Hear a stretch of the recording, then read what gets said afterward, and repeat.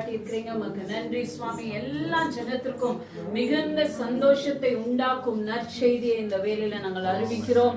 இந்த குடும்பத்திற்கு ஆண்டவரே மிகுந்த சந்தோஷம் உண்டாவதாக, சமாதானம் உண்டாவதாக என்று நாங்கள் கட்டளையிடுகிறோம் சுவாமி. தகப்பனே உமக்கு ஸ்தோத்திரம்.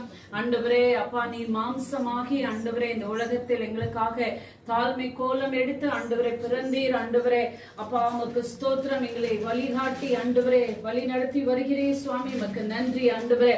தகப்பனே உமக்கு ஸ்தோத்திரம் ஸ்தோத்திரம். இந்த குடும்பத்தை நாங்கள் வாழ்த்தி ஆசீர்வதிக்கிறோம் சுவாமி.